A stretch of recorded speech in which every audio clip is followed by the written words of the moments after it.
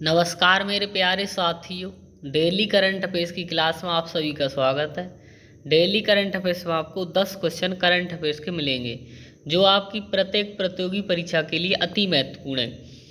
ये daily current affairs की class आपको हमारे यूट्यूब चैनल @GS की पाठशाला 733 के यूट्यूब चैनल पर उपलब्ध होगी। डेली करंट अफेयर्स की क्लास जो है सुबह 6 से 7 बजे के बीच आपको मिलती रहेगी, जो रिकॉर्डेड क्लास होगी। ठीक है, इस यूट्यूब चैनल पर आपको डेली बुकैब की क्लास कराई जाती है, जो एसएससी, एमटीएस, सीएचएसएल और सीजीएल लेवल तक की बुकैब जो हमने कराई हुई है, और आगे भी वो सारी क्लासें जो हम कराते रहेंगे। कभी कभी कोई परेशानी है, जो हमारी पर्सनल प्रॉब्लम है, शारीरिक दिक्कत है, उनकी वजह से आपको क्लास नहीं उपलब्ध हो पाएगी, वरना आपको पर डे करंट अफेयर्स मिलती रहेगी। क्योंकि सारी क्लासें जो है हम अकेले ही मैनेज करते हैं, अकेले ही लिखते हैं, डालते हैं, तो इस वजह से कभी कभी दिक्कत हो सकती है।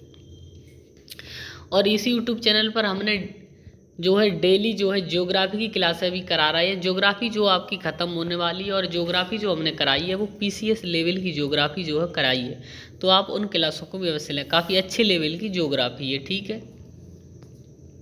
तो चलिए आज की इस करंट अफेयर्स की क्लास की शुरुआत करते हैं। 17 अक्टूबर 2023 करंट अफेयर्स क्लास। तो 17 अक्टूबर 2023 की करंट अफेयर्स की क्लास में पहला क्वेश्चन है, हाल ही में किस पूर्व मुख्य चुनाव आयुक्त का निधन हो गया है?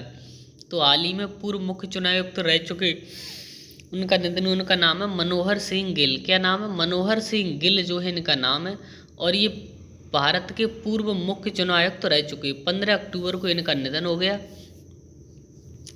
जो ये मुख्य चुनाव आयुक्त भारत के कब रहे थे? 1996 से 2001 तक। 1996 से लेकर 2001 तक ये मुख्य चुनाव आयुक्त रहे थे भारत के। और ये कहाँ के रहने वाले हैं? ये पंजाब के रहने वाले हैं। ठीक है, पंजाब के रहने वाले हैं, और पंजाब कैडर के आईएएस अधिकारी है। ये पंजाब कैडर के आईएएस अधिकारी हैं, पंजाब के रहने वाले हैं। इनको सन 2000 में पद्म विभूषण पुरस्कार से सम्मानित किया गया था।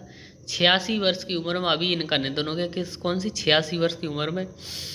ठीक है, अगर हम बात करें वर्तमान में, तो वर्तमान में मुख्य चुनाव आयुक्त कौन है? राजीव कुमार। वर्तमान में मुख्य चुनाव आयुक्त हैं राजीव कुमार, और अन्य आयुक्त हैं अनूप चंद पांडे और अरुण गोयल। ये तीन जो है चुनाव आयुक्त हैं, दो उनके सहयोगी हैं, और मुख्य चुनाव आयुक्त राजीव कुमार है। ठीक है, अगला क्वेश्चन, हाल ही में कहाँ पर विदेश मंत्री डॉक्टर एस जयशंकर ने रविंद्रनाथ टैगोर की प्रतिमा का अनावरण किया है? तो हाल ही में विदेश मंत्री एस जयशंकर ने रविंद्रनाथ टैगोर की प्रतिमा का अनावरण किया है वियतनाम में। कहाँ पर किया है? वियतनाम में अनावरण किया। वियतनाम में एक जगह है बाक निन। कौन सी जगह है? बाक निन एक जगह है, वहाँ पर इनका अनावरण किया गया है। ठीक है, रविंद्रनाथ टैगोर की प्रतिमा का। रविंद्रनाथ टैगोर ने गीतांजलि का वियतनामी गीतांजलि की लिखी थी। रविंद्रनाथ टैगोर ने गीतांजलि लिखी, जिसकी जो 1910 में प्रकाशित हुई थी। भारत में गीतांजलि लिखी थी रविंद्रनाथ टैगोर ने, जो 1910 में प्रकाशित हुई। ठीक है, गीतांजलि को जो है वियतनाम ने अपनी भाषा में अनुवाद किया, और वो गीतांजलि पढ़ाई जाती है वियतनाम में। वियतनाम में गीतांजलि को वियतनामी भाषा में अनुवाद किया गया। ठीक है, इसी गीतांजलि के लिए ही नोबेल पुरस्कार मिला था रविन्द्रनाथ टैगोर को। जो गीतांजलि का इंग्लिश में इन्होंने अनुवाद किया था, उसका नाम था सॉन्ग्स ऑफ रिंग्स। इस अंग्रेजी अनुवाद के लिए उन्हें 1913 में जो है नोबेल पुरस्कार दिया गया था, रविंद्रनाथ टैगोर को। ठीक है, इनका जन्म पश्चिम बंगाल में हुआ था, और इन्होंने ही जो है राष्ट्रगान भारत का लिखा था, राष्ट्रीय।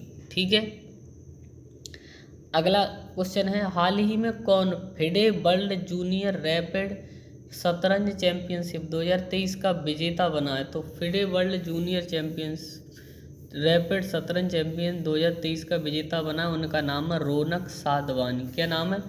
रौनक साधवानी नाम है, जो 17 वर्ष के, और ये पुरुष हैं। ठीक है, रौनक साधवानी एक पुरुष हैं, और 17 वर्ष के हैं। नागपुर महाराष्ट्र के रहने वाले। कहाँ पर?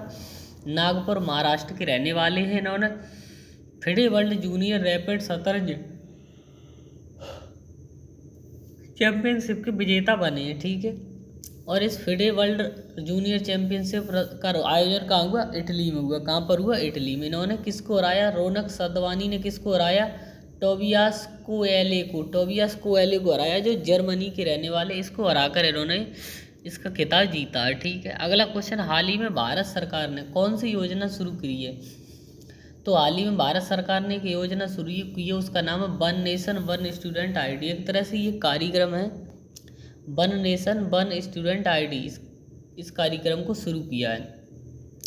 इस कार्यक्रम में क्या होगा कि प्रत्येक स्टूडेंट का 12 अंक का एक, ठीक है, APAAR नंबर मिलेगा। ठीक है। प्रत्येक स्टूडेंट को 12 अंक का एक APAAR नंबर मिलेगा, उसे आईडी प्रूफ बनाया जाएगा। APAAR की फुल फॉर्म क्या है? Automated permanent academic account registry. क्या इसकी फुल फॉर्म है? Automated permanent academic account registry, ये इसकी फुल फॉर्म है। ठीक है। इसका उद्देश्य क्या है? इसका उद्देश्य छात्रों के लिए डिग्री, छात्रवृत्ति, पुरस्कार और अन्य क्रेडिट सहित शैक्षणिक डेटा को डिजिटल रूप में केंद्रीकृत करना, ये इसका उद्देश्य है। ठीक है। क्या उद्देश्य? छात्रों के लिए डिग्री, छात्रवृत्ति, पुरस्कार और अन्य क्रेडिट सहित शैक्षिक डेटा को डिजिटल रूप में केंद्रीकृत करना, ये इसका उद्देश्य है। ठीक है। अगला क्वेश्चन है, हाल ही में किस गांव को सर्वश्रेष्ठ पर्यटन गांव का पुरस्कार मिला है? तो हाल ही में सर्वश्रेष्ठ पर्यटन गांव का पुरस्कार मिला नंबापेड़ सरदार गांव को। क्या नाम है? नंबापेड़ सरदारा गांव को सर्वश्रेष्ठ गांव का पुरस्कार दिया गया है। ये गांव जो गुरदासपुर जिले के अंतर्गत आता है, और गुरदासपुर जिला पंजाब में। ठीक है। गुरदासपुर से ही जो सनी देओल हैं वो सांसद हैं बीजेपी पार्टी से। गुरदासपुर से सांसद कौन है? सनी देओल, जो एक्टर हैं, बीजेपी पार्टी से सांसद हैं। ठीक है। तो नंबापेड़ सरदारा गांव गुरदासपुर जिले के पंजाब में पड़ता है। ठीक है। इसमें क्या हुआ था? सर्वश्रेष्ठ गांव का जो पुरस्कार मिला, इसमें 31 राज्यों व केंद्र शासित प्रदेशों के 750 गांवों को पहले शामिल किया गया था। फिर उन शामिल गांवों में से 35 गांवों को चयनित किया गया, और 35 गांवों में से इस गांव को सर्वश्रेष्ठ गांव का पुरस्कार दिया गया है। ठीक है। अब बात करें पंजाब की, तो पंजाब की राजधानी है चंडीगढ़। पंजाब के मुख्यमंत्री कौन है? भगवंत मान। ठीक है। अगला क्वेश्चन है, हाल ही में भारत के किस राज्य ने अपनी पहली 3D प्रिंटेड इमारत का उद्घाटन किया है? तो भारत में पहला जो राज्य उसने 3D प्रिंटेड इमारत का उद्घाटन किया, उसका नाम है केरल। केरल ने अपनी 3D प्रिंटेड इमारत का उद्घाटन किया, और इस इमारत का नाम क्या है? इस इमारत का नाम है अमेज 28। अमेज 28 इस इमारत का नाम है। ये 280 वर्ग फुट में बनी हुई, क्षेत्रफल कितना? 380 वर्ग फुट में ये इमारत बनी हुई है, और ये केरल के तिरुवनंतपुरम में बनाई गई। कहाँ पर? केरल के तिरुवनंतपुरम में इसका निर्माण किया गया। इसकी लागत कितनी आई है? लगभग 11 लाख रुपए इसकी में लागत आई है। भारत का पहला 3D डाकघर कहाँ बना? बेंगलुरु में बना, जो 2023 में बनाया गया। भारत का पहला 3D डाकघर बेंगलुरु में 2023 में बनाया गया। ठीक है। इस इमारत जो केरल में बनी, इसका निर्माण किसने की? इसके निर्माण के स्टार्टअप त्वास्टा की मदद से, जो चेन्नई में स्थित है। ठीक है। चेन्नई IIT, जो चेन्नई मद्रास IIT है, उसका ये एक स्टार्टअप है त्वास्टा, उसकी मदद से इसे बनाया गया, जो चेन्नई में स्थित है। ठीक है। इससे इसका निर्माण किया। 3D प्रिंटेड क्या होता है? जो 3D प्रिंटेड होता है, तो इस तकनीकी को एडिटिव मैन्युफैक्चरिंग कहा जाता है। 3D प्रिंटेड तकनीकी को एडिटिव मैन्युफैक्चरिंग कहा जाता है। इस तकनीकी में कंप्यूटर द्वारा निर्मित डिजाइन का उपयोग करके परत दर परत निर्माण किया जाता है। ठीक है। तो ये होगी 3D प्रिंटेड। हाल ही में अगला क्वेश्चन है, हाल ही में कौन भारतीय नवीकरणीय ऊर्जा विकास एजेंसी लिमिटेड के वित्त निदेशक बने हैं? तो हाल ही में भारतीय नवीकरणीय ऊर्जा विकास एजेंसी के वित्त निदेशक बने हैं, उनका नाम है डॉक्टर विजय कुमार मोहंती। क्या नाम है? डॉक्टर विजय कुमार मोहंती जो है, ये भारतीय नवीकरणीय ऊर्जा विकास एजेंसी लिमिटेड इरेडा के वित्त निदेशक बने, और 5 साल तक इनका कार्यकाल जो है होगा। कितने साल तक? 5 साल तक। और ये भारतीय नवीकरणीय ऊर्जा विकास एजेंसी का बिजली के क्षेत्र में काम करती है, सिर्फ बिजली के क्षेत्र में इसका काम करना होता है। अगला क्वेश्चन, हाल ही में कहाँ पर भारत के बाहर डॉक्टर अंबेडकर की सबसे ऊंची प्रतिमा का अनावरण किया गया?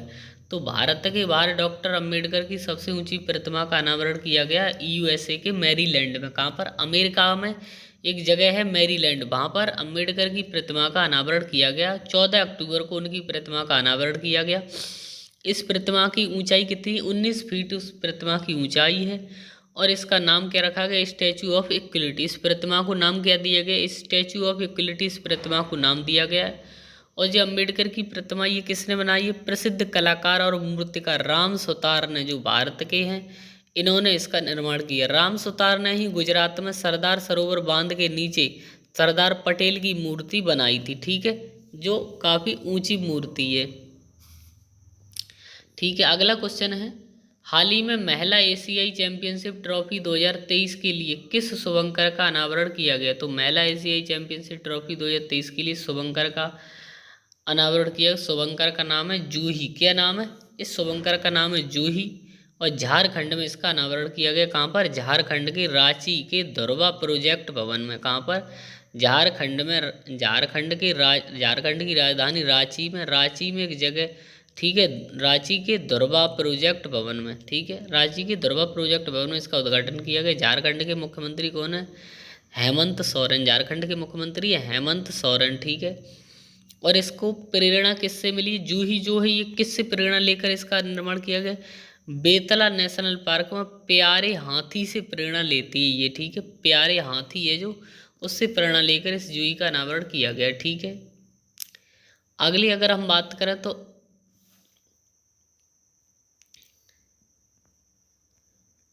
AFIAH के अध्यक्ष कौन है? दांतो तया विक्राम। और हॉकी इंडिया के अध्यक्ष कौन है? दिलीप टर्की। और इंडिया के महासचिव हैं भोलानाथ सिंह, ठीक है। और इस महिला एशियाई चैंपियनशिप ट्रॉफी है, इसका शुरू कब से होगी? 13 अक्टूबर से शुरुआत होगी, 25 अक्टूबर तक चलेगी।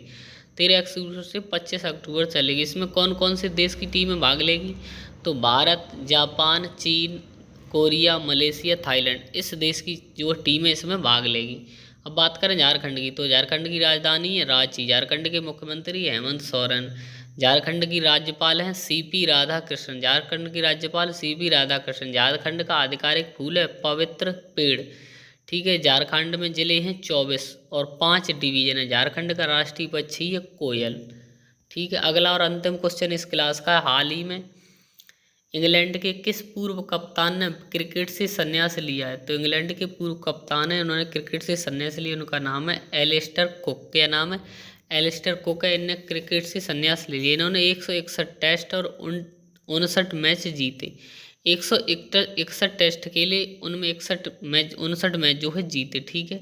अब बात करें विश्व प्रवासी पक्षी दिवस की, तो विश्व प्रवासी पक्षी दिवस मनाया जाता है 14 अक्टूबर को।